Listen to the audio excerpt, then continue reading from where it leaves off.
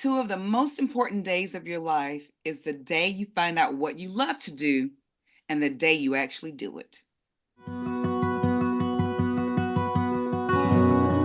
Macie Smith, her important day began while working as a state social worker dealing with disabilities and aging. Just as she began training in dementia practices, her grandmother developed the disease too.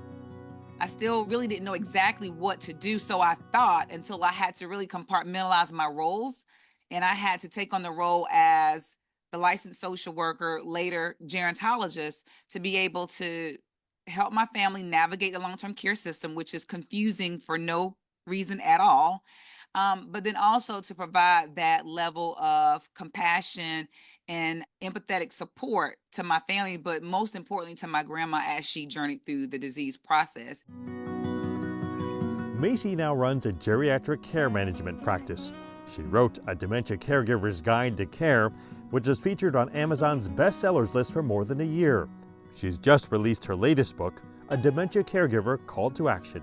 I want this book to serve as a preparation guide for you. I want this book to serve as hope and also help. A lot of times when you don't have the information, because there's so much information all over the place and it doesn't really apply to you, you feel helpless, you feel hopeless. And when you lose hope, you lose life. Macie also says a lack of access and information about dementia care has severely affected Black communities. I was taught and I learned that old timers, which is not a thing, right? Old timers was a part of aging. Everybody's gonna get a touch of it. Well, that's all wrong. Well, there's one thing that's right about it. Age is the number one risk factor, but doesn't mean that you're automatically gonna get it because you're aging.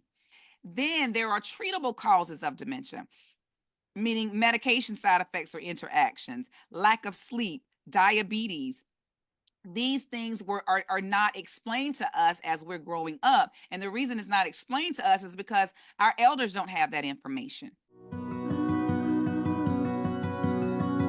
In her new book, Macie also examines the emotions caregivers may experience after a diagnosis, including anger, resentment, guilt, and grief, which she says may result from losing who they felt their loved one was before the illness.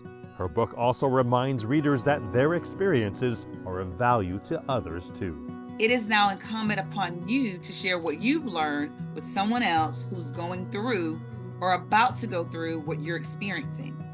You are well positioned to do just that and to afford your loved one the quality of living they so rightly deserve, minding what matters most.